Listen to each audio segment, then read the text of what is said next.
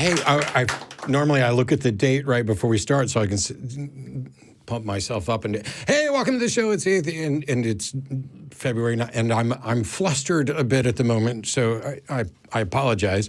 Welcome to the Atheist Experience. We are live from Austin, Texas. This program is sponsored by the Atheist Community of Austin, a nonprofit educational organization promoting positive atheism and the separation of religion and government. Today is February 9th, 2020. It feels so weird saying that. Yeah, 20? Yeah.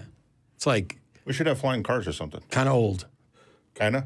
Well, we have self-driving cars and all that. Anyway, I'm Matt Dillahunty hosting this week. Joining me, a friend of mine, Jim Barrows, who originally you were... Oh, yes, by all means, cheer for Jim. And Matt.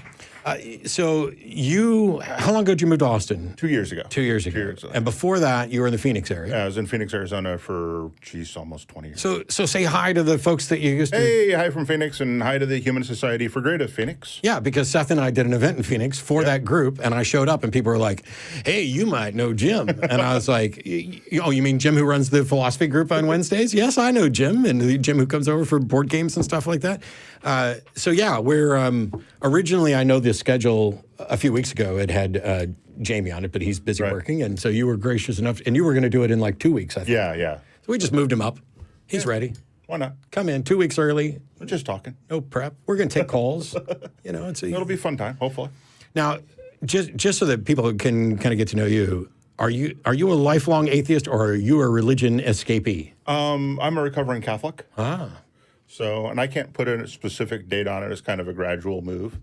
I started getting into Catholic apologetics and realized what a crock that was. And I really just started labeling myself as an atheist, believe it or not, after trying to figure out how to become better at estimating software engineering projects, because that's what I do for a living, is I'm a software engineer. And we're horrible at it as an industry. I was like, why? And as I started getting into it, I started to realize that everything that I had been taught was wrong. We are not logical creatures. We cannot make decisions without emotion. And we know that through, scientific fact, through experiments, unfortunately done on, shouldn't say experiments done on humans, but humans who'd had brain damage to... Not harm. You can experiment on humans as long as you're not doing harm and they're consenting. Well, this was damage to the emotional centers of the brain. Right. So, just people who happen to have accents, et cetera. And then through that long process, it was like, yeah, I think I'm an atheist. This is more BS than I can actually handle. Because I thought a lot of it was just, things drift over time from the original.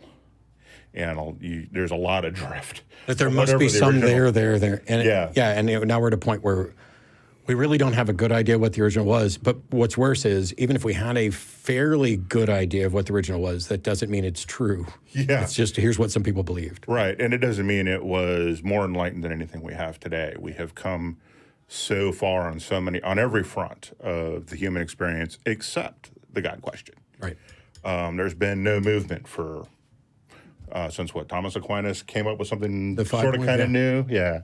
And it was just sort of kind of new. It wasn't really new, but... It was a new phrasing. It reminds me of like when Alvin Plantinga came up with the modal logic version of the ontological argument. Right. And to me, all that does is hide the problems that we knew in the other argument by composing the argument in a way that like a fraction of a percent of people on the planet will ever understand. Yeah. So obfuscation's never a good thing. And even if it turned out that was a bulletproof argument for God, all that means is that God clearly only wants a fraction of 1% to be able to be epistemologically justified in believing that it exists. Well, that would go with why the entire saga happens in just this little tiny corner of the world, right? Yeah. 1% of the world, maybe.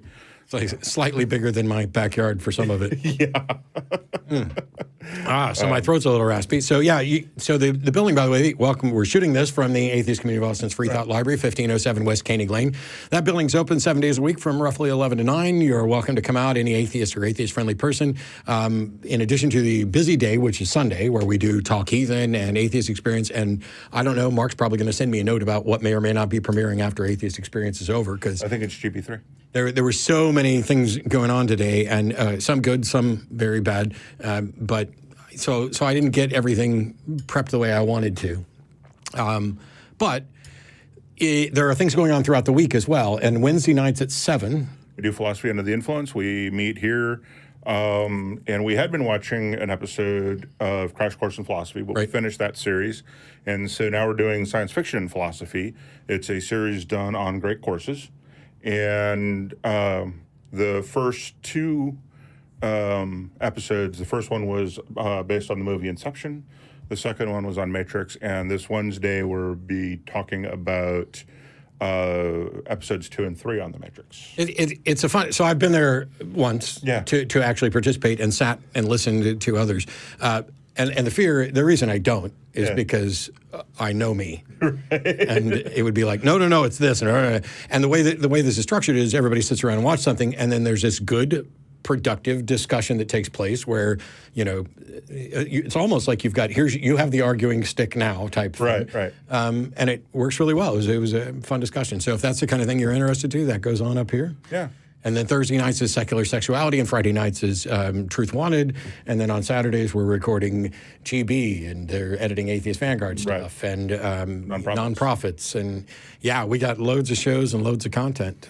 So depending on the Saturday, you could see 3 more shows. And they might have already seen you on both Vanguard and nonprofits. Yep. So, Well, welcome. Thanks. We're gonna have some fun, but I have to start with prayer answering. Of course, you are the God of atheism. I won't say I'm the God of atheism. I just say I'm better than the God of Christianity. And so I mentioned people that, if they'd like to, they could send in their prayers on postcards, and I would, answer their prayers. And so they're sending them in. They are sending them in. This is a few from this week. I'll note, first of all, this isn't a postcard. Just like I did last week, this is not remotely a postcard. And I told people that it didn't have to be, they could cut out of just crappy cardboard and send it in. Right.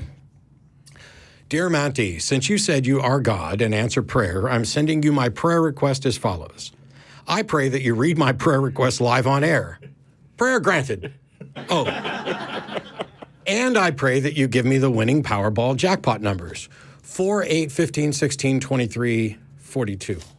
Which jackpot, Matt? I'm not telling him which one it is. At some point, those will be the winning numbers. Are they for the same jackpot or different jackpots? Or are you just not going to tell them that either? You got to be more specific in these fucking prayers. Okay. I mean, I gave you numbers. I guarantee you they're going to win. I just can't tell you when. In the holy and majestic name of Manti, amen. I'm neither holy nor majestic, but, okay, thanks. Sincerely, Frank. P.S. Is Don the son of Matt, or is that heresy? That would be heresy, as Don is older than me, and I couldn't have procreated before I was born, despite my immense powers. But if you were an omnipotent God, you could. Yes. I became a god, unlike the other gods that try to pretend like they've been around forever. Nope. I've only been a god for a short period of time. Also, I want to point out that the failure of prayer on a repeated basis is what caused me to become an atheist, or rather, I should say, led me in that direction. As a Pentecostal Christian, I used to wonder how other religions, even Catholics, kept believing in their faith, because I thought, how can they keep believing and their God saints never answer them? When I realized I had the same problem, that's when I began to doubt. So, if fellow Catholic or former Catholic, there's a lot of us. Is there a good word for the former Catholics? Because, like former Mormons, my favorite is foreman. Yeah, no, I actually prefer recovering Catholic. Recovering Catholic. All right. Yeah. I have another postcard here that is greetings from Kentucky. Yes, I'm an atheist, and yes, I wasted money going to the Ark. Nonsense, and that's underlined with an exclamation mark. My very Christian mother commented upon leaving, Noah's Ark is something you just have to have faith in that it happened. The details are irrelevant. The details are irrelevant. I thought the devil was in the details. Well, that's the thing. She doesn't like the devil, and... Oh, yeah, that makes sense now. Okay. Dear God, please let the Columbus Blue Jackets win the Stanley Cup this year. I don't like golf. Sorry, that's Jim's joke, and I give credit where it's due. That was Jim's joke. Failing that, please cure my gout. John, go see a doctor about your gout, and if it is in fact curable, I will in fact cure it after your doctor does whatever your doctor is supposed to do. Now, I told people if they couldn't find a postcard, they could just cut out cardboard. And there's someone who did just cut out, like, here's some from a box of Thin Mints and stuff. Well, most of these. Close-up on that? Well, that's an impressive. It might have a return address on it. Oh, yeah, we don't want to do that. Okay. So this one's kind of sad. Oh.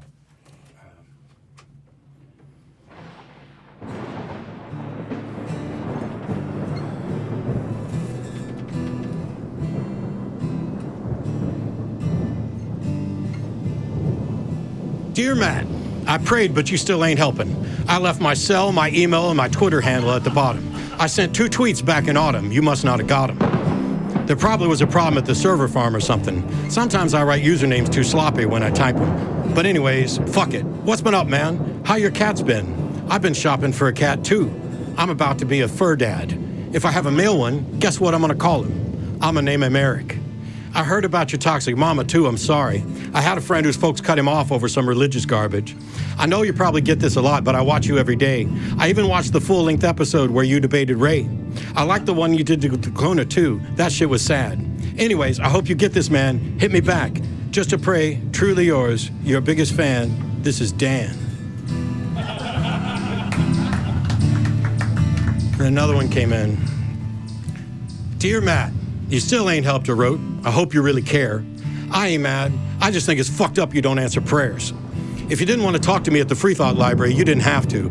But you could have wrote a tweet for @HitchFan92. He's a fresh atheist, man. He's only 6 weeks deconverted. We waited in the Austin Sun for you for 5 hours and you just didn't show.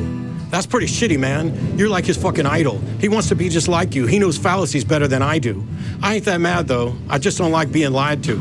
Remember when you said you're better than God? You said if I prayed to you, you'd answer back? See, I'm just like you in a way. I never knew life outside church either. I used to always sing Jesus songs and was a true believer. I can relate to what you're saying on AXP, so when I have a shitty day, I drift away and put it on, because I don't really got shit else to do that helps with shit, so I ain't need facts. I even got a tattoo of Dawkins' face on my ass. Sometimes I post on Lakewood Church's Facebook to see how much it trolls. It's like adrenaline. Their rage is like butter on my roll. See, everything you say is real, and I respect you because you tell it. My girlfriend's pissed because AXP is on 24/7. But she don't pray like I pray to you, Matt. No one does. She don't know what it was like for people growing up. You got to answer me, man. I'll be the biggest disciple you ever lose. Sincerely yours, Dan. P.S. We should be on the show together, too.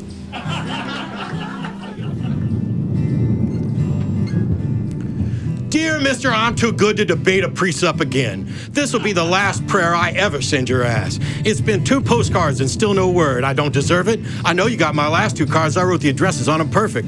So this is the last prayer I'm sending you. I hope you get it. I'm on the Discord right now. I'm yelling, there is no God at Catholics. Hey, Matt, my car runs on faith. You dare me to drive? You know the book by Jay Peterson called 12 Rules for Life? About that guy who should have stood up with his shoulders back but didn't? Then Jordan Peterson told him about it and told him that he should do it? That's kind of how this is. You could have written me that drivel. Now it's too late. I've tweeted to 1,000 pastors now. I'm drowsy. And all I wanted was an answered prayer or call. I hope you know I'd never hang up on you if you called. I loved you, Matt. You could have been my savior. Think about it. You ruined it now. I hope you can't sleep and you dream about it. And when you dream, I hope you get callers defending slavery and you scream about it. I hope all 6 phone lines go down and you can't talk to any believers. See, Matt? Shut up, faith head. I'm trying to talk. Hey, Matt, that's some Christian screaming on my headphones. But I didn't call his fallacy. I just told him his God's fake. See, I ain't like you. Because if he never learns, he'll dig in harder. And then he'll never pray to you. Well, gotta go. I'm almost out of room on this card now. Oh, shit, I forgot. How am I supposed to mail this shit out? Dear Dan, I meant to write to you sooner, but I've just been busy. You said you're going to be a fur daddy. Tell me more about your kitty. Look, I'm really flattered you'd call your kitty that, and here's an autograph for HitchFan92. I wrote it on a GB cap. I'm sorry I didn't see you at the studio. I must have missed you. Don't think I did that shit intentionally just to dish you. But what's the shit you said about you like to troll some theists? I don't support that kind of shit. You should take a breather. You got some issues, Dan. I think you need perspective to help your ass from trolling folks with all of your invectives. So what's this shit about us on the show together? That's a lot of shit that happens before somebody does the show. We have to be convinced of just how good it might go. Start with Discord discussions and grow. I hope you get this letter. I hope it reaches you in time. Before you hurt the cause, I think you'll be doing fine. If you relax a little, I'm glad I inspire you, Dan. Why are you so mad? Try to understand that I do want you as a fan. I just don't want you to do trolling shit. I seen this one shit on Reddit a couple weeks ago that made me sick. Some dude was drunk and told this guy his God was fake. He didn't try and reason, instead just called him names. The fallacy, and ad hominem games bring the movement shame. Come to think of it, his name was, it was you, Dan. Damn.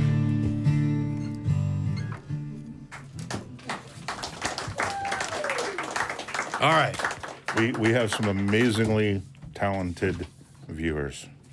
So, legitimately, the first three verses that were by Dan, all credit to Dan for doing that. I mean, this is somebody who went above and beyond, because these are literally like there's a kind, healthy thing, a Michelangelo's thing, and Thin Mints, and he's got poems on the backside of each one of these. But he went through that song by Eminem, rewrote those three verses, and somebody gave it to me when I showed up at the building today, and I was like, well, I know what I have to do. So I grabbed the last verse and rewrote it, and then grabbed the guitar and did a quick back loop. Thanks to Vern and Mark for making all of that shit happen, and to Dan, who's not Dan, for writing in.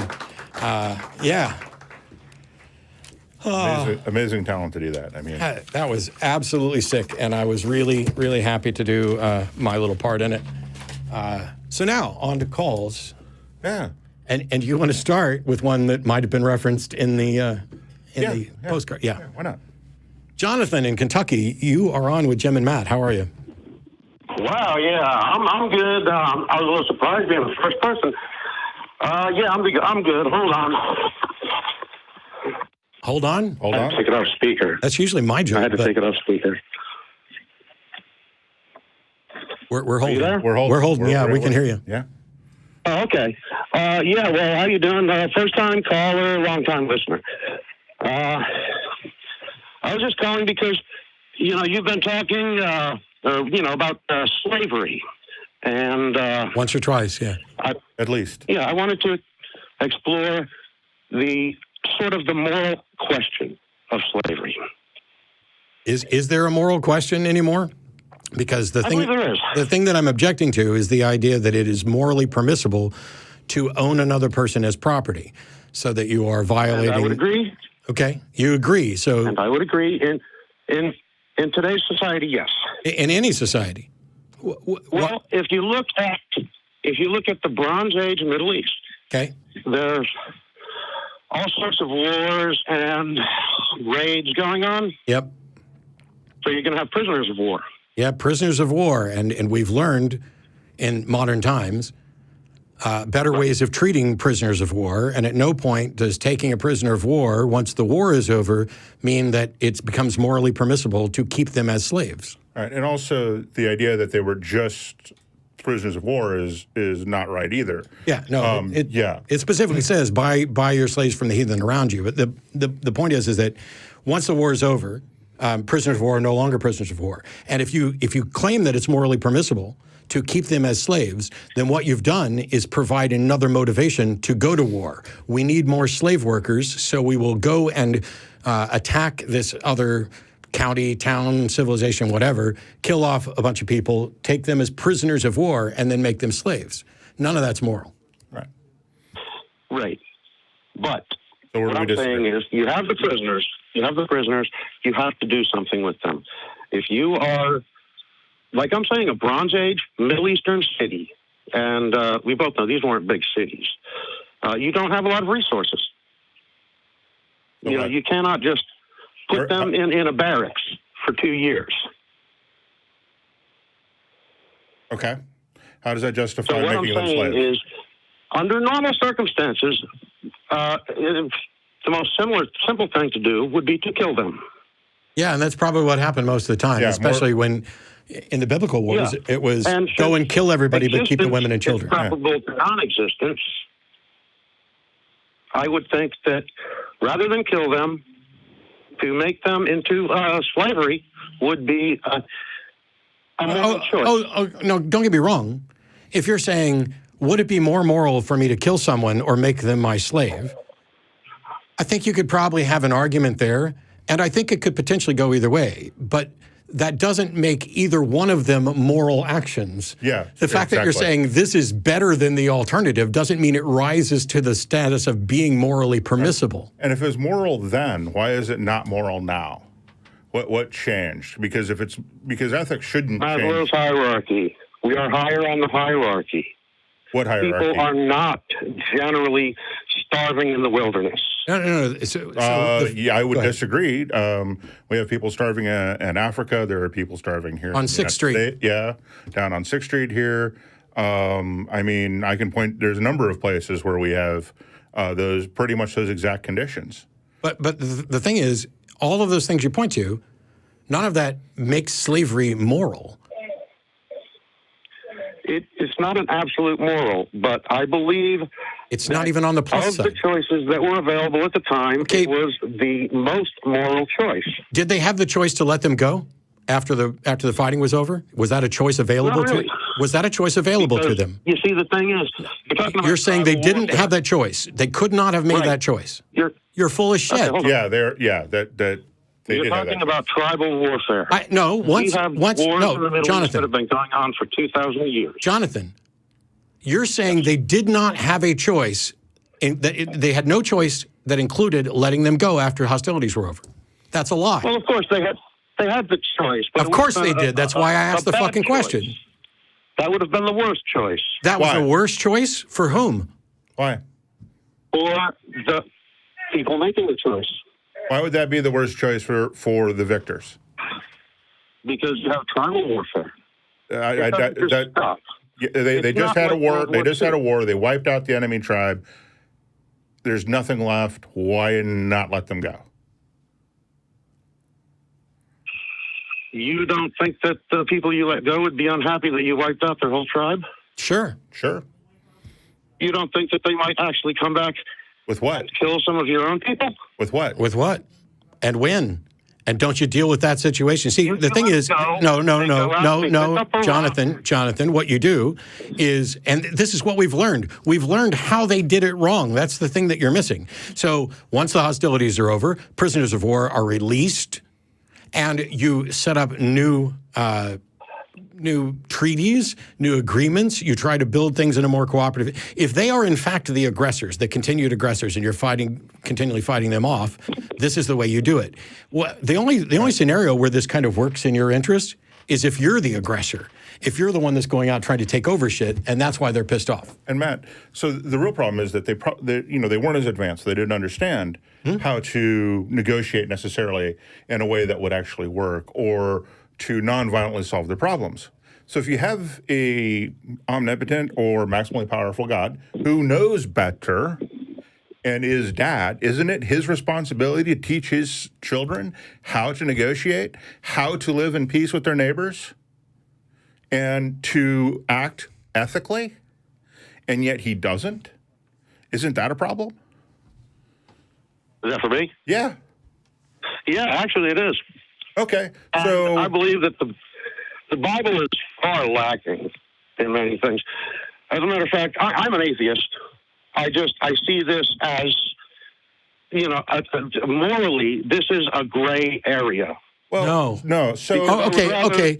Yes, it's a gray. It's on the incredibly dark side of gray, though. The fact that you can come up with a scenario where you have a false dichotomy of saying there were only two options: kill them or enslave them, and isn't slavery preferable? First of all, I think there are people who would disagree, that they would rather die than be denied their freedom. Absolutely, especially the slavery back then.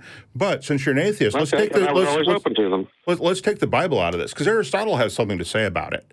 If you want to go back that far, and he says that that some should rule and others be ruled is a thing not only necessary but expedient from the hour of their birth. Some are marked out for subjections, others for rule. That's his justification for slavery. Has absolutely nothing to do with your argument about prisoners of war, and simply says that, hey, some people are slaves, some people aren't. It's the natural order of things. And we make a tremendous number of arguments that he's completely wrong on this. But what you're saying is not what we see from Aristotle. It's not what we see from Plato or Homer. It's not any of these old Greek philosophers who are trying to justify slavery and fail. They're trying to justify slavery. What you've done is just say, here's two things, which one's better? And my answer is, it doesn't matter which one's better. If they are both, in fact, immoral, I'm correct in saying that they're both immoral. Right. Yes. What I'm saying is, all I'm saying is simply that there is no absolute moral, perfect. There's no perfect. There's all shades. At the time, this is my view, is at the time, this was the most moral position that they could take. Would you rather have cancer or athlete's foot? I'd rather have athlete's foot. Sure. Is athlete's foot healthy? No. No. That's my case. I'm saying athlete's foot is bad, and you're calling in to say it's better than cancer. And my response is, It is. so the fuck what? Right. Choosing the lesser of two evils is still evil. You're still choosing evil one way or the other. Yeah. Yeah, and then if your response is, well, nobody's perfectly healthy, that's not even a relevant attempt at a response to what my position is, which is athlete's foot isn't healthy.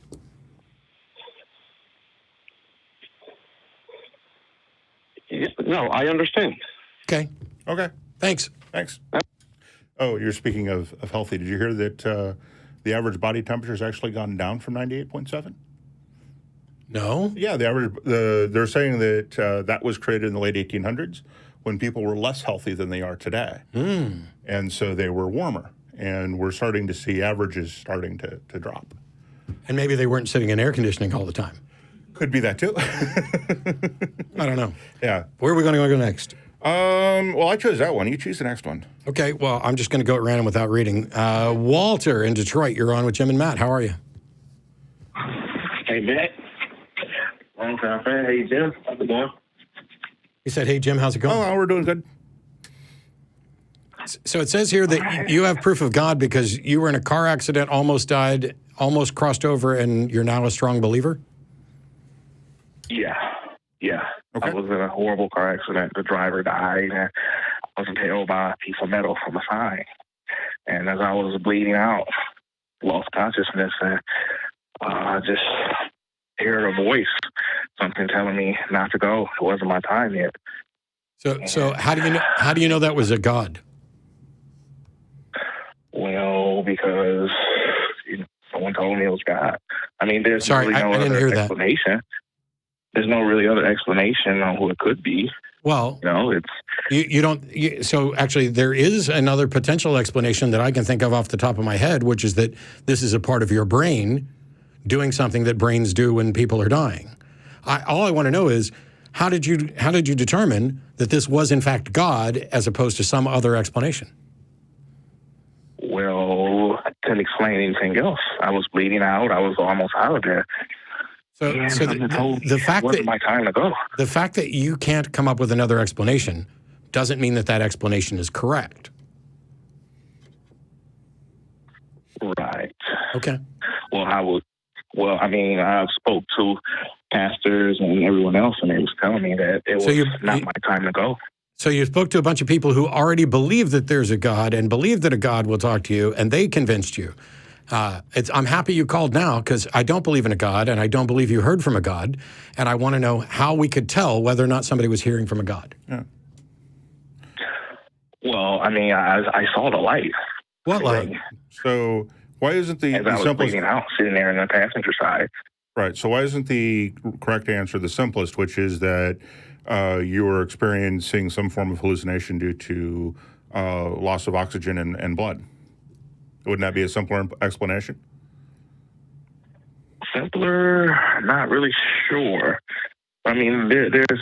Well, are you aware? I don't see any other. Walter, are you aware that when brains are starved of oxygen, they will often hallucinate, that they will see and experience things that aren't demonstrably tied to reality, and that at times of blood loss as well. And so you're in a position where your body has undergone some incredible trauma, and your brain isn't functioning normally. And so you experience something that we don't have an explanation for, or we don't necessarily know what the cause is. And if we just propose two explanations, one is that there's a God who decided to kill the other person in the car in order for you to have this experience, or that this is something your brain does when you're dying. And you think it's more likely that there's a God who decided to kill the other person in the car so that you could have an experience. Well, you don't think maybe it was just that person's time to go home, and I still had a greater purpose here? Take care of my I don't. family? Wow. First of all, I don't know that person has gone anywhere. I think that's a rationalization on your part. But if was it that person's time to die? Sure, in a fatalistic sense, clearly it was. Right. They died. But it seems monumentally arrogant on your part to presume that you have a greater purpose. So God not only saved you, but God intentionally killed the other person in the car to save you for a greater purpose. Right. Especially when we've got such a good medical explanation of what happens when you are starved for oxygen. I mean, go. You can Google what happens when you're starved of oxygen. You can find YouTube videos on what happens when that happens, and you do hallucinate. You do get a sense of euphoria, and you will also have auditory hallucinations as well. The whole 9 yards. I mean, don't get me wrong. I can see the rationalization, Walter. I can see God saying, you know what? I need to give Walter an experience that is of an incredibly questionable nature for which he won't have a really good explanation. But I know him well enough to know that he will infer that because he can't come up with a good explanation that I did it. And that's going to be good enough. And here's this other guy. I was already fucking going to kill him today anyway. Let me contrive to put them in the same vehicle. I'll kill two birds with one stone. And without ever presenting any actual evidence or communicating directly with anybody in any way that's detectable and testable, I will have accomplished all of my goals of making Walter believe in me and thinking that he has a higher purpose. That's a brilliant plan. Sounds like a Rip Goldberg machine. Well, I mean, what you guys are saying about hallucinations, I mean, I've checked Google and I've checked all that. I mean, you guys are right, but I mean, you guys don't believe in God intervening and just stopping things. I mean, maybe it was my... No, we don't believe in a God. Right. And you need to demonstrate that there is one, and your experience doesn't. Well, we have a better explanation. I mean, excuse me. I'm sorry. Go ahead. Well, I mean, I just told you guys I saw the light. Like, I'm not lying. I'm not sitting here. We don't think you're lying. I heard the voices and everything. Right. So let me be really, really clear. And I think I'm okay speaking for Matt. Yeah, neither of us think you're lying. Yeah, I honestly do not think you're lying. I honestly believe you are telling the truth about your experience. Where we disagree is your interpretation of what that experience is. Not that you had it. Not that it is exactly the way you're describing it. In fact, I'm agreeing with you that what you experienced coincides directly with what I was taught when I was trying to get my private pilot's license about what happens to a pilot when they get up above 12,000 feet and why you're not allowed to go above 12,000 feet without an oxygen mask or to be in a pressurized cabin. In some planes. Pressurized cabin. There we go. Yeah, pressurized cabin. Yeah, pressurized cabin. You have to have some form of oxygen above 12,000 feet. And if you're the only pilot, I believe it's above 10,000. Don't quote me on that. It's been a little while since I actually memorized that for my test. So basically, I'm just hallucinating the whole thing. Not now. Not now. You're actually talking to us. So I'm not.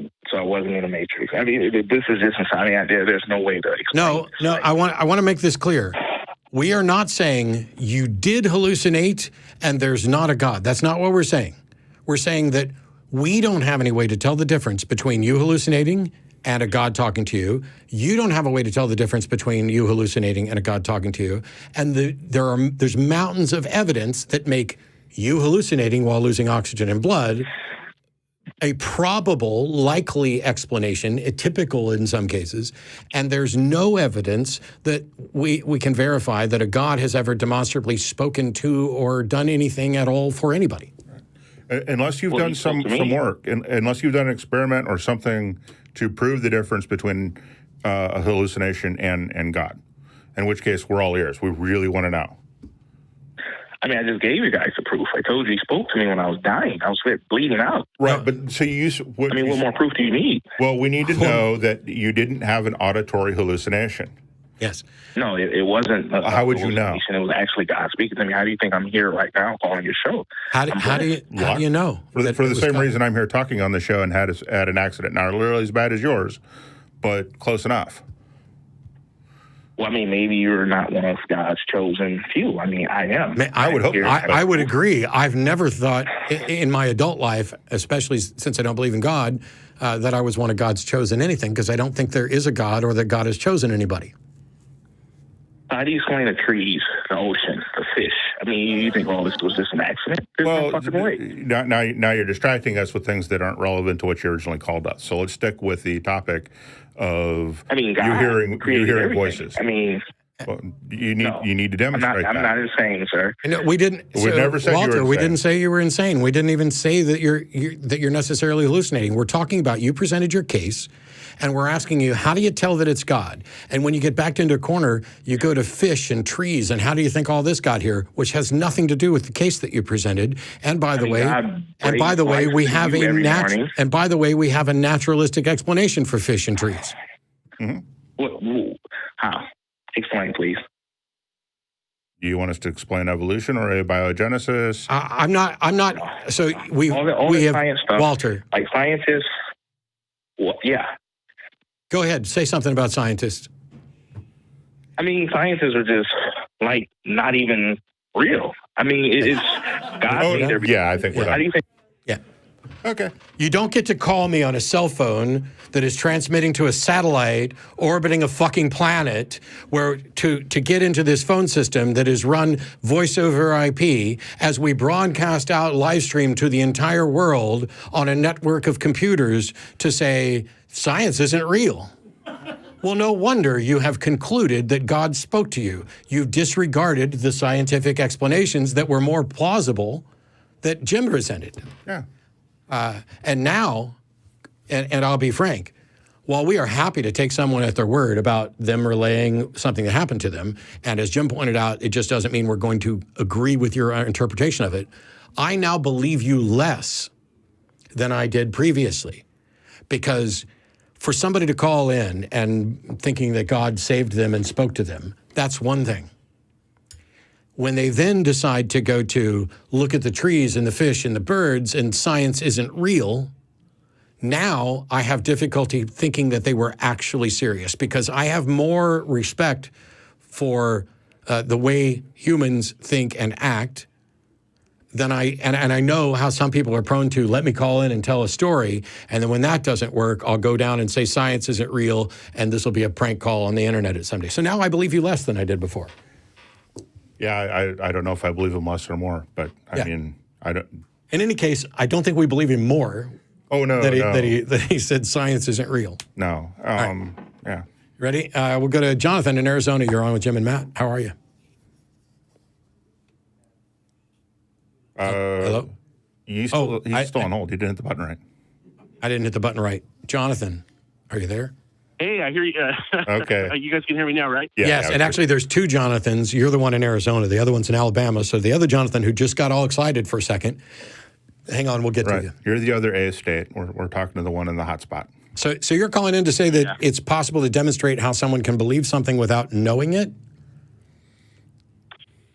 So I'm only saying that because of something else that you said previously. So basically, I was watching an episode earlier when you were co-hosting with Eric on Talk Heathen, and I think the name of the clip was "Caller Knows Matt and Eric Believe There Is a God." And one of the things that you had asked him was, how is it possible to believe something without knowing you believe it? No, I would never say that unless I misspoke. The question would be, how is it possible for you to know something and not believe it? There's plenty of things we believe. So knowledge is a subset of belief. And when I say this, I'm saying belief, as I'm using the term, is the acceptance that a proposition is true or likely true. Knowledge is a subset of that. It is a belief that is held to be true, in my case, to such a high degree of confidence that would be worldview altering to discover it's wrong. In philosophy, it's often called justified true belief. Here's a belief that is justified and true. I have problems with that definition because I don't know how you get to truth, and justification is the entire thing that we're talking about in here. Right. So I would never ask someone, how can you believe something without knowing it? Because I think almost everything we believe without knowing, and that we use knowledge to describe things we really, really, really, really, really believe. So I don't know if that clears it up or not, but it might. So can you just give me that again? Like, because I'll give another example. Like, plenty of callers, Christians, have called in and said, "You do believe in God, you're just repressing it." Okay. Like, what would your response to that be? Prove it. Oh, okay, that's right. Yeah, I remember that. Okay. I mean, so this is them telling me what they think I believe, and I'm willing to accept that they think I believe this. I know that I don't believe it. Like, I legitimately do not believe there's a God. I don't know how I could demonstrate this to anyone because we can't read minds and you can't get inside my head. And so all day long, someone can say, well, you really do believe, you're just suppressing it. Well, if you suppress a belief, doesn't that mean that you don't believe it? but I don't know that belief is an act of volition. Like, if I'm actually convinced there's a God, I can certainly claim I don't believe. Right. But I can't actually, I don't know how I could convince myself that I don't, because as soon as I become convinced, I'm no longer. Yeah, this is kind of like you're doing a thought experiment where you're taking the opposite position of what you actually do believe. Yeah. And yeah, I don't know how that would actually work even in that case, because we can only think about things we know. Yeah, like if I'm thinking of a word, like, all right now, Jonathyn, I'm thinking of a 4-letter word. Can you guess what it is? I can guess, but I'd probably be wrong. Go for it. Duck. No, but it rhymes with that. I had it right. The thing is, no matter what you said, I could have said yes, and you have no way to tell whether or not I'm actually being honest and accurate. Or I could have said no, and because you don't have access to my mind. And so when a caller calls in and says, oh, you really do believe in God, that's them telling me more about them than about me. And they're trying to portray this as if I'm being dishonest or lying. And when they do that, even though they may think they're right, I now know that they're not. I am now completely, as soon as somebody says, I know your mind better than you do, you better damn well be able to prove it. Yeah, at least have a PhD in psychology or something along those lines. Like, here's the reason you've been doing this particular action for years and you didn't know about it, because I've made discoveries about me, about what my motivations are. Right. There were something even I discovered within the last few weeks, which I'm not going to talk about on the show, but there was a probably 15-year period of my time where I had a certain perspective on something personal that I'm now convinced was for completely different reasons than what I thought it was at the time. We discover things about that. And somebody could have taught me this. But belief, when I'm using that term, when we're talking about epistemology and propositions, it just means I accept that this particular proposition is likely true. That's it. And I don't know how one could accept a proposition is likely true and then say, I don't believe that. Or actually, I know how they can say it. Right. So is that cleared up? It does in like how I brought it up, but because you said you don't believe that you can be absolutely certain of anything. Correct. Am I saying that correctly? I am not convinced that absolute certainty is possible. Okay. So even given that just that you believe that, doesn't that include the possibility that you can't be absolutely certain that you don't believe in a God? I've never claimed that I'm absolutely certain. I am maximally certain. I'm as certain as I can be about about my mind right now. And all of my positions are tentative. So if somebody could actually make a case and prove to me that I really do believe in God and I'm just somehow not aware of it, I would accept that if they could make the case. Or you're just in deep denial.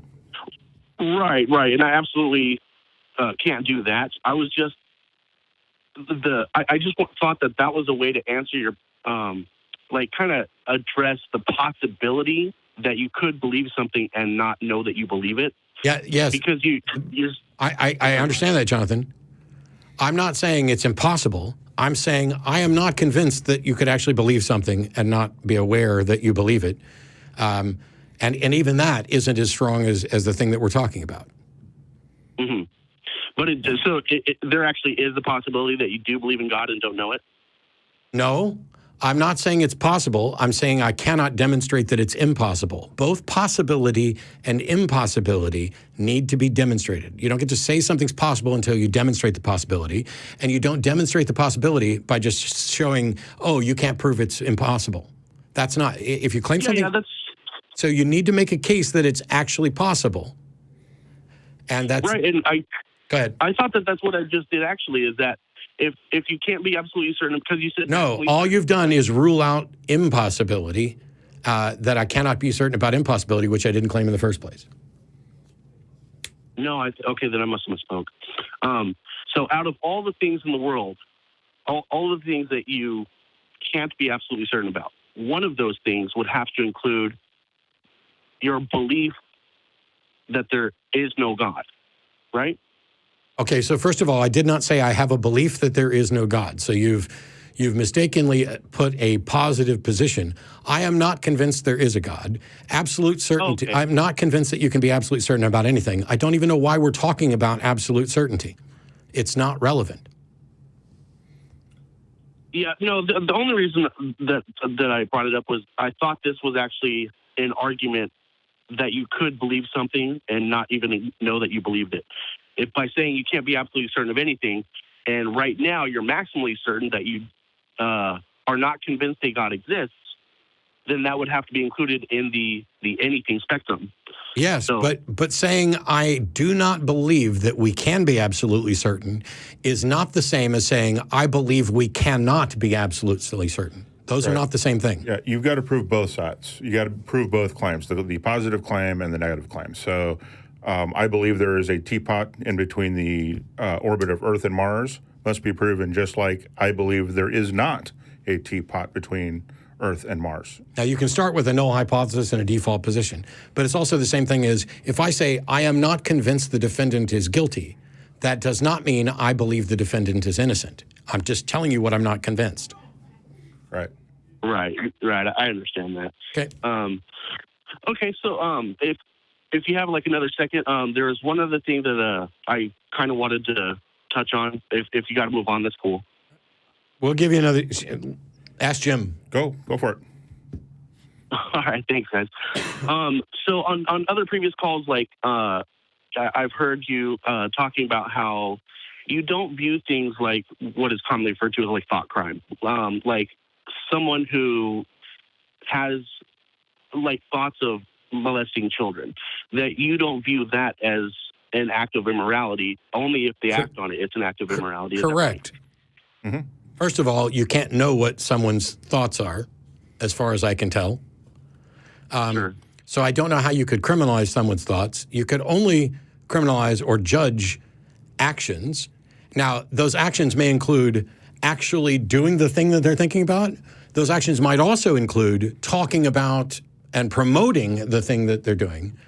But the thought itself isn't necessarily a problem. And in some cases, there are people who have thoughts and desires to do something which would be immoral if they acted upon it.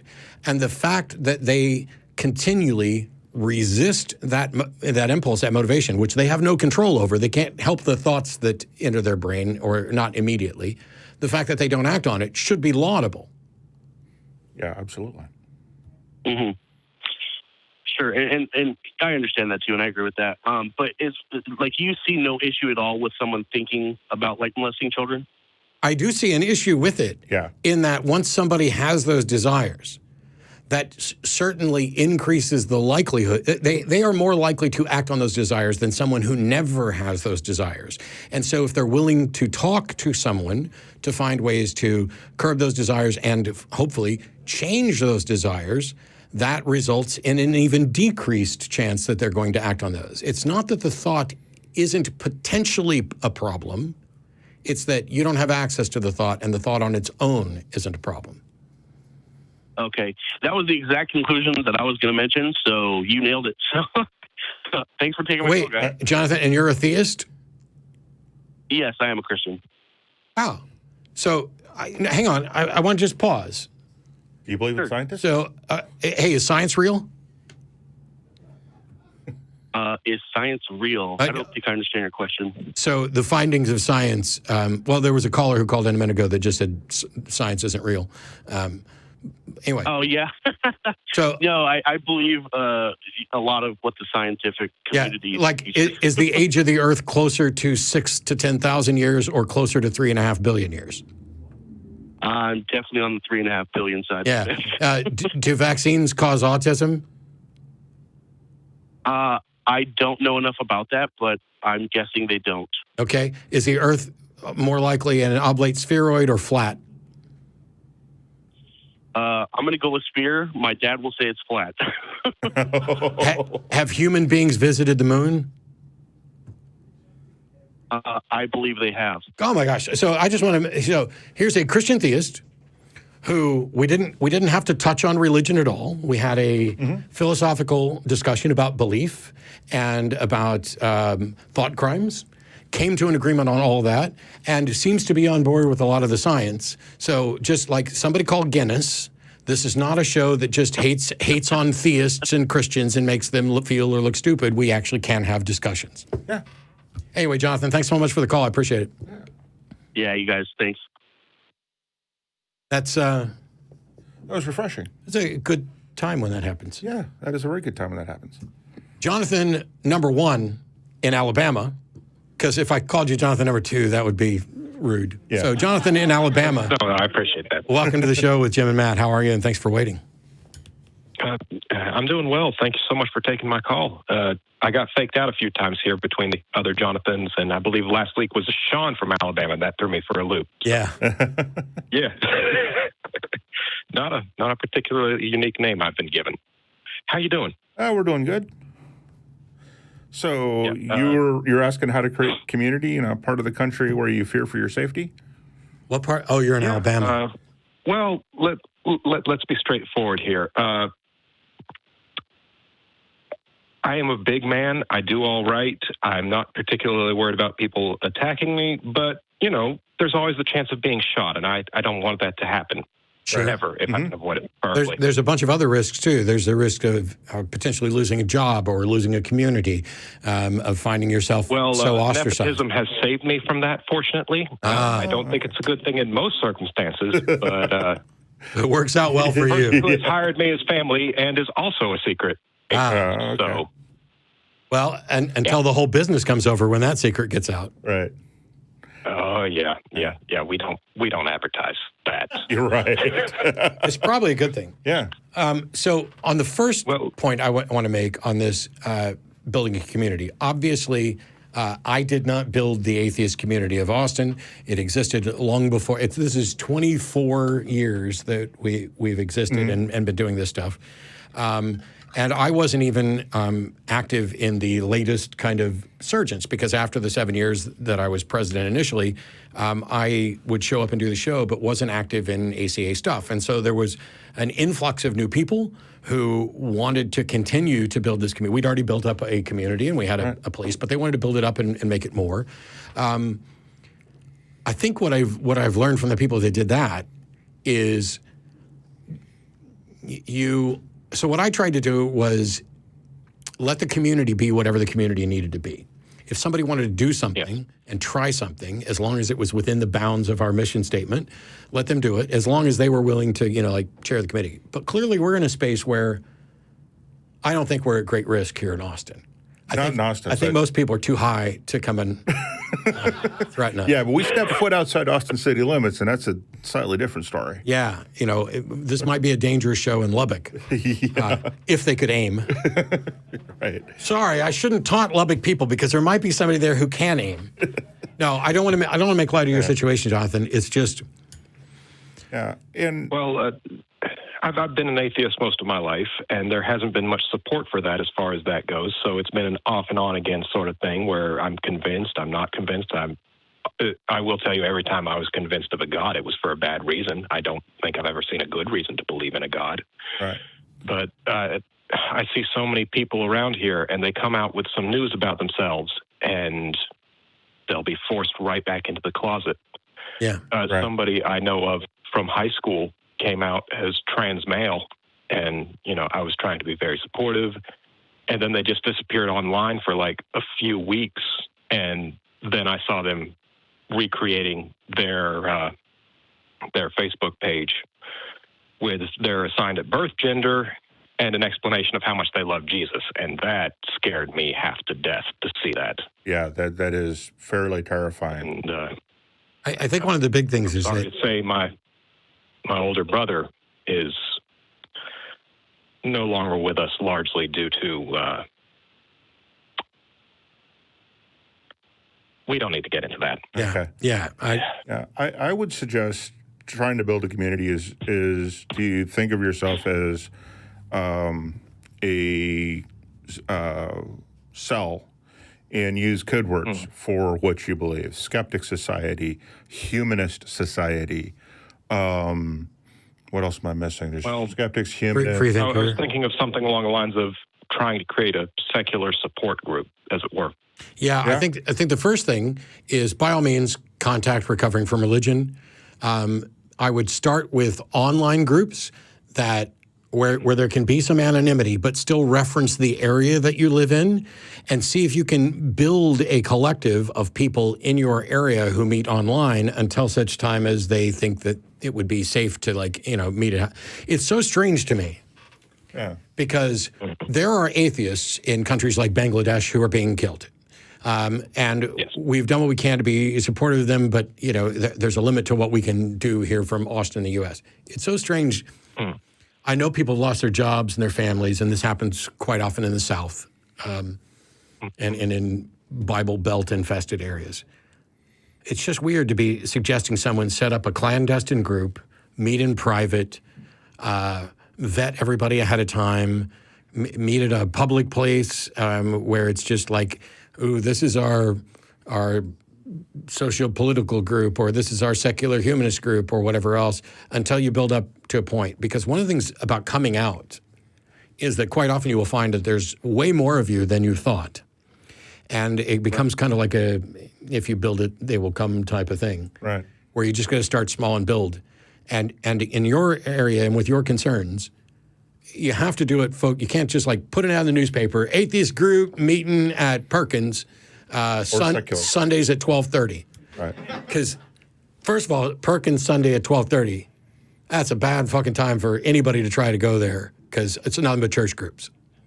But yeah, you can build up these communities and you start small. And in your case, I think it should be, as you're talking about, a secular support group to where, you're not focused on activism or, let's start a help the homeless group. Let's start, an LGBTQIA chapter. It's, hey, we have needs and we feel alone and we're ostracized. Let's build that network. And I think Recovering from Religion, building a chapter of Recovering from Religion, they may even have, I haven't talked to them lately, but Daryl Ray will be here in 2 weeks or 1 week. They may have the advice that you need to do this safer and more close to anonymity. Yeah, and I would avoid using the word secular. That is sometimes almost as bad as Yeah, it's a code word that's not exactly a code word anymore, is it? Right. But, free thinkers... It's better than, baby-killing demons. Right. Which would be... Yeah, that'd be much worse. Well, maybe not. It's probably better than Satanist. Yeah. Even though, by and large, Satanists are some of our best allies in church-state separation issues. Yeah, well, TST is definitely that. But yeah, I would use the code words, and I would meet in public, because I know that's kind of how Humanist Society of Greater Phoenix got started, and it's probably how if we go far enough back and how did we skip Humanist? Oh, I've mentioned Humanist a couple times, but I'll mention Humanist again. Okay. Yeah, look for Humanist societies. Those are all good code words. The Humanist Society is national. Or don't label it. Yeah. Hey, we're having a meetup to talk about our issues, and if anybody wants to ask what it's about, it's none of their damn business. It can be like, we're ex-anonymous. You don't get to just walk into an AA meeting and berate people who are trying to seek recovery. One thing I did briefly consider was a support group for adult survivors of child abuse. There you go. There you go. Well, a lot of the atheists around here seem to be victims of child abuse, myself included, to be honest. And actually, if you were to listen to Dawkins, everybody who was indoctrinated into religion as a child was victim of child abuse. I don't tend to fully agree with that, but not all child abuse. Told you're going to hell for various reasons. Yeah. I could definitely call that child abuse. Yeah, and that's Dawkins' argument. Essentially, telling someone that you're born bad, that you're deserving of hell, and instilling all this fear in them as a control mechanism is child abuse. And I agree with him. There are other things that are child abuse that are far more stereotypical in people's eyes and minds. So when you say child abuse, people think, of other things other than religious teaching. An active proponent of their lives. I'm sorry. Your show. No, go ahead. That's fine. Go ahead. No, they think there has to be an active proponent on the child's life. And I will tell you, I had a stepfather who physically beat me and my brothers.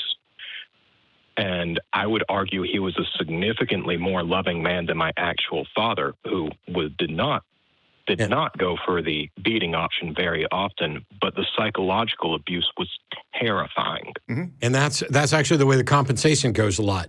It's these incredible swings, and you don't just see this with child abuse. You see this with battered partners, battered spouses, where and eventually people become, he beats me because he loves me type of thing, because, they get violent and they punch me, but they're just trying to keep me from doing wrong and making mistakes, and then they basically love bomb you and things like that. You could be right. As far as forming this community, I definitely start online. I'd contact Recovering from Religion. I would, once you get a few people who have expressed an interest, you can work out ways to meet. You don't owe anybody an explanation for who you are or a name for your group or even to tell them what the discussion's about. Some things are private and they're allowed to be. And also, you are not the only caller from Alabama who's an atheist that we've had on this show. I'm pretty sure after we hang up, I might get another You're one. my first atheist caller from Alabama, but you're not Matt's. And you're not any other host's first caller from Alabama. So just keep that in the back of your mind while you're thinking about how to do this. There is another person in Alabama, at least one, probably 5 or 10, that's in your exact same boat. You guys just got to figure out how to talk to each other and get connected. And online is probably the safest way to do that. We have a Discord server where you can do that. There are a number of our atheist page or atheist experience page and the ACA page on Facebook. That's a lot more public, but that's also a possibility. Start there, use the code words, take your time, and build it one person at a time, and just realize that it's going to take you 4, 5, 6 years to build a good community up, and that it's going to take a lot of work on your part to do that, and a lot of failures. And most importantly, consistency. You've got to be consistent. So if you're going to show up on Wednesday, you show up on every Wednesday, even if 10 Wednesdays in a row, you're the only one there. Yeah. Because eventually you're going to build that, he's here and you're there, and that's how you're going to build it. Not only that, but some weird things can happen. So like I stopped by a barbershop on the way in today to get a haircut. Which one? That one. I wasn't going to make the joke, so I'm glad he did. No, it's fine. Hey, the good Lord made a few perfect heads in the world, and the rest of them he covered up with hair. See? No, I'm channeling my grandpa. There. I'm 30, and I'm on my way there. Yeah. Now, anyway, so I'd been to this particular barbershop before, and one of the people working at the counter, her boyfriend is a fan of the show, and so she recognized me and mentioned it, and I invite them over. But I sit down in the chair, and of course, barbers want to talk about, how's your day going and what you're doing and all this other stuff. And so we ended up talking about the fact that, I'm getting a haircut because I'm going to be on, an internet show here in a couple hours. Oh, yeah, what's the show? Oh, it's called the Atheist Experience. Then we talk more and talk about the ACA. I'm in Austin. I probably... Well, no, that's not true. I was going to say I wouldn't do this in other areas, but I was literally getting a razor head shave and beard shave from an obviously Muslim man who asked me what I did, and I was like, I host this show. Right. And, razor, and I partially went ahead and answered straight up just so I would have the story. So, because people are like, you don't go after Muslims the way you go after Christians. And I'm like, are you kidding me? I let a Muslim hold a razor to my throat while I talk to him about the atheist experience. But also, I'm genuinely not that afraid of it. I genuinely think the best of people, and that by and large, we can have a discussion without it immediately.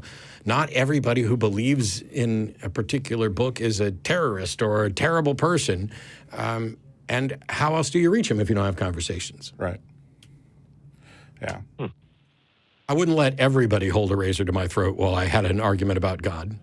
But Oh, no, certainly not.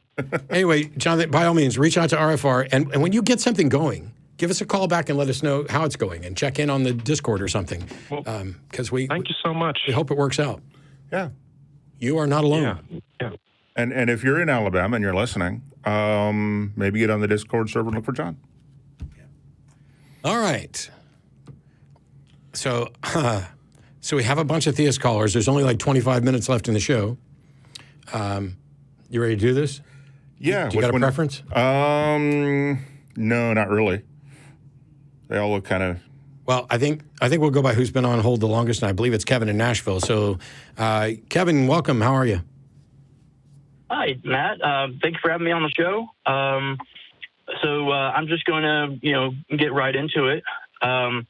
So I remember that you had the conversation with the other caller about agnosticism and theism and stuff like that, and how they're subsets of the same thing. But I consider myself an agnostic theist. I don't claim absolute knowledge of God, but the thing is, what do you believe about God and why? Okay. The first thing is I don't believe in the biblical God or anthropomorphic, that have human ranges of feelings and behaviors and stuff like that. Okay. But this is just a model that I've come up with that, explains what God is and cosmology and how that, worked out. Kevin, what's the model? What's the model based on?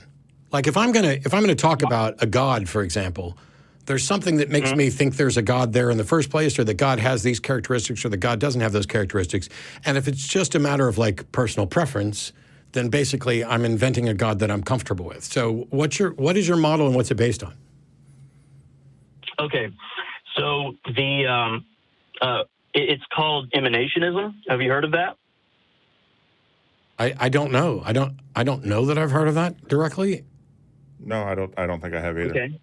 I mean, I can make some guesses based on the word. And if you invented this yourself, and this is the first time we've spoken, then it's really unlikely we've heard of it. But if I did not. I mean, I've done research into this, and if I just went from the word, man, this could go so many different ways. But it seems like because I already know that you are not advocating for the God of the Bible, this almost seems like it could delve into like pantheism or panentheism type of thing. I'm actually not so much interested in what you did to prove your theory or your hypothesis, but rather what you did to disprove it.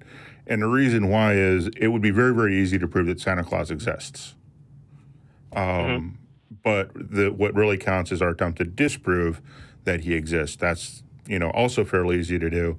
But until you actually do it, you need that. So what did you do? What research did you do to disprove your hypothesis of what your idea of God is? Okay, so like I was a Christian for a very long time until I started having my doubts about things, and then I started to research on different articles and things about the pagan holidays that Christianity has adopted over the years. And just developed a skepticism and started taking each belief that I had and holding it up to and playing devil's advocate with with my research.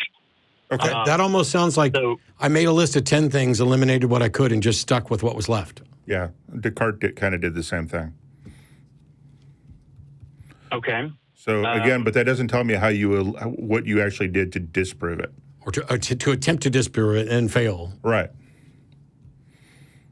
I see. To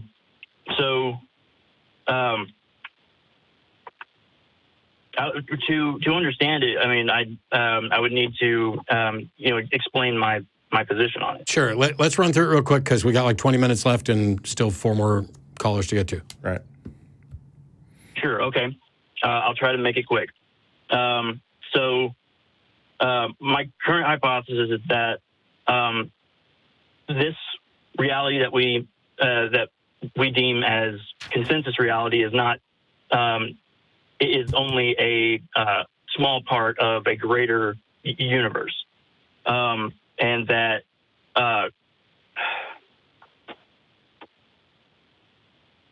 excuse me, I apologize. That's all right, because I have a big problem already, because premise 1 is I'm going to begin with the assumption that reality is part of something greater. Okay. Well, I don't know why you get to begin with that presumption, because that is laying the groundwork for the conclusion you're trying to reach. And I don't know how you would demonstrate that reality is only part of something greater. Yeah.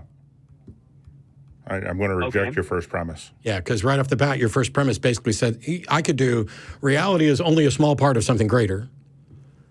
Therefore, I'm going to call that something greater God. And I'm not even sure what that phrase means. Reality is part of something greater, given that we can only experience reality. So, I don't even know what I understand what the words are, and I can give you the definitions for them, but put them together, and they don't make any sense to me whatsoever.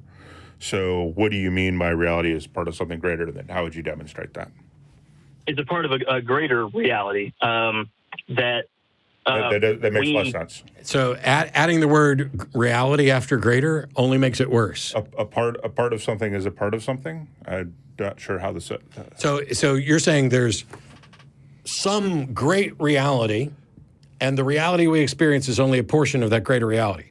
Now, that could be entirely true in the sense that life on Earth here is a small fragment of potential life in the universe. And I think cosmologists refer to the local presentation of the universe, right? And that.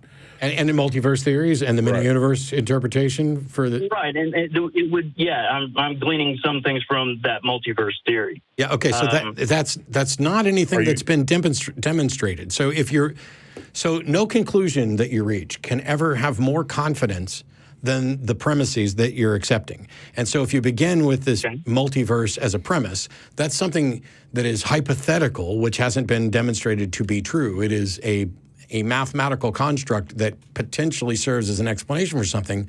It's not that, we figured it out. We live in the multiverse. And so until you get to that point, you shouldn't be able to use that as a premise, because your conclusion must necessarily be weaker, or it cannot be stronger, I guess is a better way to phrase it, than your confidence in the premises. And if you're going to make a conclusion based on what cosmologists are saying, and it's not the same conclusion that they are saying, and these are people who've been studying this for their entire adult lives and based their research on research of other people who have studied it and so on and so forth, then how is your conclusion anywhere near right if you don't have that same level of expertise? Well, I wouldn't say that, because a conclusion could be right from somebody who has no expertise. It's just, how would you go about demonstrating it? Well, I would say that you can't be right for the wrong reasons, but that's a whole different topic. I think are we talking at cross purposes? Well, we might be. Okay. Because you can be right for the wrong reasons. Like, you can give me a math problem, and I can write down the correct answer incidentally, even though I might not have actually done the calculation. Right, and I would disagree, but that's a conversation for another time. Okay. Because I can train a parrot to where if I say, what's 2 + 2, and they say 4, they're not doing the calculation, but they have given me the right answer. You could be right accidentally, but anyway. Now we're off on a sidetrack. So, Kevin, are you basically getting to, I think it's likely there's a multiverse, and that makes us part of something greater, and I'm going to call this something greater God? To a certain degree. I'm not remotely interested in that, because you're beginning with something that is speculative and concluding something that is essentially massaging labels, the type of God that you're advocating for. So, like, there are people who say, this is why I said particularly pantheism and panentheism, people who would say, the universe is God. Okay, well, no, the universe is the universe. What extra thing is there about the universe that justifies also calling it God? Right. And then how are you making that conclusion? Is there a cosmologist who's come to that same conclusion? And are you talking about multiverse theory from the cosmologist point of view or from the mathematical point of view? Yeah, I'm going to save us all kinds of time. And if this kind of burns you, Kevin, I apologize.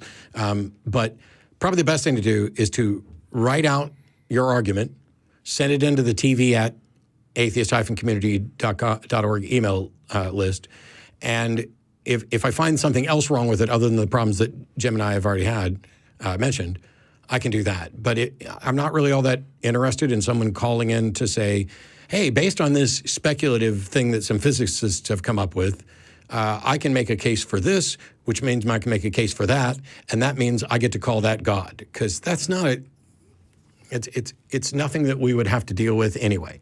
At least start with the conclusion that the physicists are coming up with, and don't come up with your own based on the data. Cool. Sure, I'll definitely send you all that link. Thanks, Kevin. Thanks, Kevin. All right, we've got Steve in Edmonton, Canada. You're on the air with Jim and Matt. How are you? I'm doing great. So I was wondering, I used to be an atheist. Now I'm a Catholic. I'm sorry. And you're the anti-Jim. Well, yes. You're Midge. Yes, exactly. Well, we all come back eventually. No, we all don't. I don't know that, and you can't demonstrate that. Anyway, it says you're basically asking what's the point of being alive if you're an atheist? Yeah, so one of the things I struggled with when I was an atheist was what's the point of being alive, right? Like, if I know that life is ultimately going to be a series of trials and sufferings and some good experiences, why should I keep being alive, right? What's the point of doing kind of anything? Yeah, Steve, do you own a car? Yep. That car's going to end up in a junkyard rotting away someday, don't you agree? Yep. What's the point of owning that car then? It's utility. Yeah. Yeah. So the value in life, in life is in living it right now. The fact that it ends doesn't make it valueless. The fact that it ends doesn't mean that all that time spent was wasted. Life is the only thing that we have. The reward isn't worth living it. It's not like I need a reward at the end of so it's almost like you're looking at life as if it's a race, and if you don't get a medal at the end, why did you do it? Well, there are some people who just genuinely like to go for a run. Not me. Not me. Yeah, and so in that sort of idea, right, is that life ultimately has no purpose, right? Well, so other than just to live life, right? That life, in and of itself, doesn't really matter, right? That Steve, if you were to die today, it doesn't really matter. Of course it matters. Of course it matters. Yeah. I'm gonna let you do how do you know that it matters? We're going to answer you. We're going to answer you if you stop. Yeah. So I've been trying to interrupt you and answer your question. So purpose and point are not intrinsic to what we experience or what we assign to whatever it is we do. So the point of my life is whatever I assign it. The value of my life is whatever I assign it. And it's also what those around me, my friends, my family, the people in the audience, the people listening, also assign to it. Some theists may assign a very low value to my life, and others may assign a very high value. But those are all things that we assign to it. So my point, the point of my life is what I choose. The value of it is what I decide to assign to it. And the effects of his life linger beyond his personal experience. Well, every week somebody's going to call in to the Atheist Experience and ask a question that I've answered 10 times, 100 times, just 1,000 times. So what's the point in coming in and answering the question? Or what was the point in answering it all those previous times? The thing is, it has an impact on the world that I live in, which I ultimately benefit from. And this will, in fact, outlast me. If I drop dead right now, there are people who will continue living who have benefited from something that I've said or done. All right. And so then I guess my question would be, why does it matter that anybody benefits? Right, because it's from an atheist kind of viewpoint. What do you mean? What do you mean Yeah. by matter? Why does it matter? You keep saying, why does it matter? Are you expecting it to matter to whom? It matters to the people that I leave behind, and it matters to me now. And those are things that humans are assigning. They're not intrinsic to what we do. But let me turn this question back around on you, Steve. Sure. Why are you still alive? You're a Catholic. The best place for you to be in heaven. So why don't you go to confession, confess every sin you can think of, and cover everything you can think of, walk out of confession and kill yourself? Why don't you do that? Well, I would be going to hell, right? Well, so I would be choosing against God, right? No. Do you know why the Catholic Church came up with that idea? Because people were doing it a lot. Why did they come up with that? People in the medieval ages were doing it a lot. You need to provide some evidence. If you're going to hold people to a high degree of evidence, I think you need to provide me some evidence that people go look at the history of the church. Go look at the history of the church. Go look at the history of the church. Yes. Yeah. That's, so the Catholic. You have a lower grade of standard that you apply for yourself rather than I'm no. So right. No, I'm not. Hey, listen for a second, Steve. This is a philosophical issue that was discussed many different times, and if somebody says Jim's argument of why don't you do this and then kill yourself, and there's no prohibition, there's nothing that says in the Bible that you're going to go to hell if you kill yourself. That's something that is within Catholicism, which was a response to these sorts of philosophical questions. You can you're blowing it off as if we don't have evidence that this was invented for that particular reason, when the truth is you have no evidence that it is true at all. You're just using that as an excuse. Yeah. No, I would say no. The evidence that I have seen is that it's been part of the entire history. No. Stop. That's not what I was talking about. Even if you think you've seen evidence that this was always a part of Catholicism, you have no evidence that it is true that you are actually going to go to hell at all. You have no evidence there is a hell. You have no evidence that you're going there or why or how you are going there. None of that is evidence. This is all about doctrinal beliefs.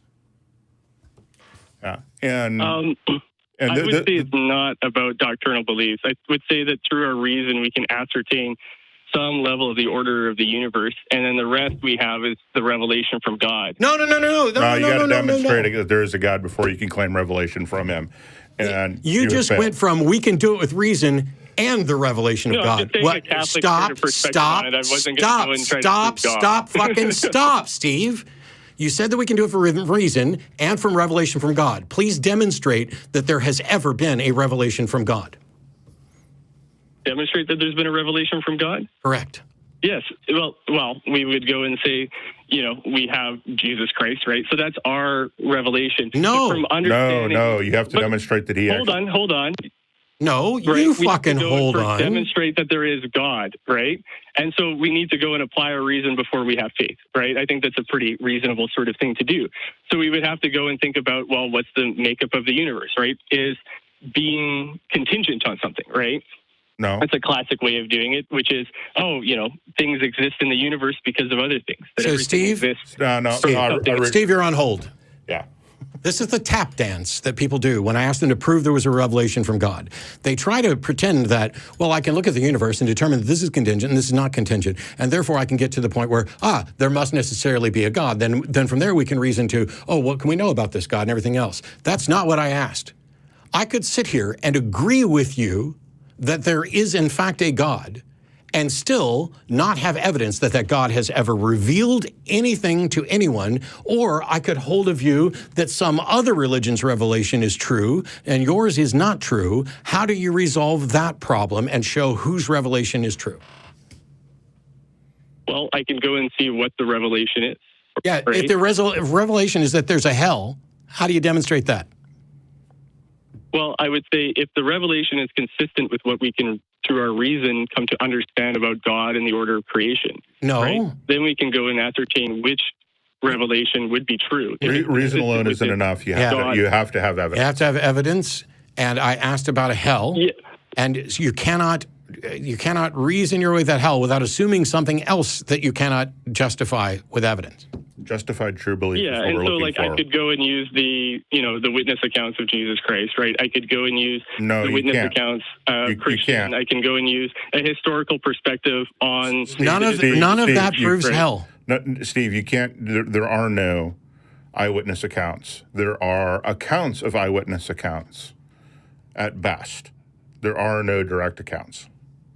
Eyewitness accounts. Yeah, you're absolutely wrong. The accounts are direct accounts. Which account? Which account? Which account? Within the first century. Which account is a direct account from an eyewitness? Matthew. Bullshit! You don't even know who wrote Matthew. Oh, come on. Who wrote the book that has Matthew's name on it? So here. Hang on. Who wrote the book that has Matthew's name on it? It was a scribe. Which scribe? Right. Oh my God! You're done. Goodbye. Yeah, I'm just saying goodbye to be polite. So if I ask you who wrote something and you say a scribe, I just ask you who wrote something. And you said the writer. And here's the worst part. As a former Catholic, The Catholic Church fully admits that Matthew, Mark, Luke, and John were not written by 4 guys named Matthew, Mark, Luke, and John. It's not. You can go look at the papal bulls on that. They fully accept that. There is no eyewitness account. It's part of Catholicism. Not only that, but even if it was an eyewitness account, you don't have the original. Right. And you have no way to investigate that eyewitness account to make sure that what you're reading is accurate by what they saw. Yeah. It's a multi-layered problem. And the church, in the same way they've convinced you that, it's always been doctrine from God that if you kill yourself, you go to hell. It has nothing to do with the fact that somebody presented a philosophical problem. The same way they convinced you that, you became convinced of the other things because you are enamored with your ability to reason about the universe and not sufficiently enamored of the notion of evidence. Right. It's justified true belief. Justified. I want to hit this one because we only got a couple minutes left. Keith in Oklahoma City, you're there. Hi. I want to, so the question here, because we're running short on time, it says many people in prison are better off with a belief in God. Is that not a good reason to promote religion? Is that your question? I didn't say promote it. It is for them to not, for us to not try to debunk it for them. No. So first of all, I reject the premise that there are people in prison who are better off with a belief in God. That they wouldn't be, I reject the notion that they wouldn't be better off without that belief in God. Right. And also in, I believe the Netherlands, I'll have to check, it's a Northern European country. The problem they have right now is that they may be closing prisons too quickly because some criminals may need more mental health and more intense mental health care than they're currently getting through the outpatient process that they currently use. And they're closing prisons because they're actually addressing the causes of crime. So they're addressing poverty, they're addressing mental health, they're addressing physical health, they're addressing all of these other things, none of which gets addressed in the Bible. So I would have to say no. I'm just going to reject the premise, and we're going to try to move on to another caller. And if that didn't get to the heart of it, Keith, then you can email tv@atheist-community.org. We've got like just a couple minutes left, and I've got John in Houston, Texas. Are you there? Yes, sir. How you doing? I'm all right. It says here, and I want to make sure this is accurate, you say evolution points to theism because you need just the right amount of mutation to evolve. There can't be random stuff. I'm not sure about that last part, but about the random stuff, I disagree with that. Okay, but you're saying evolution points to theism because it requires fine-tuning? That's a short way of pointing to it, yes, sir. Yeah, you're fundamentally wrong, and you're not representing evolution accurately. So evolution by means of natural selection is the current scientific model that explains the observation of evolution.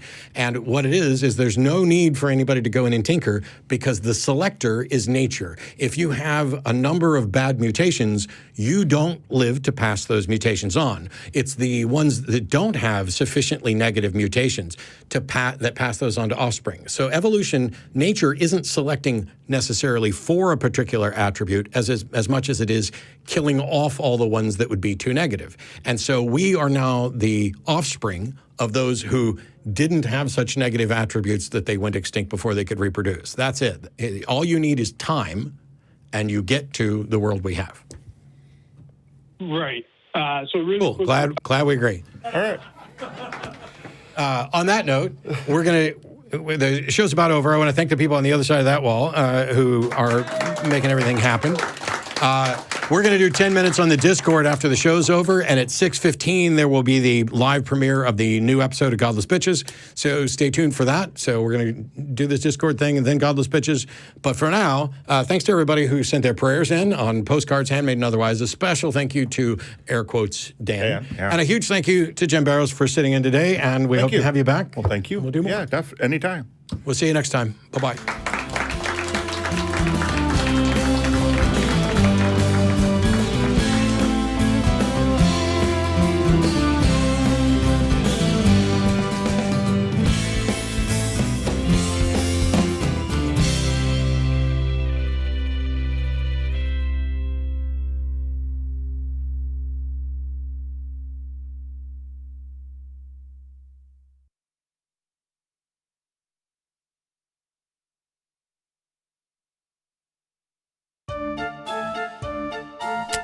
What are we doing, man? What are we doing? No, you're done.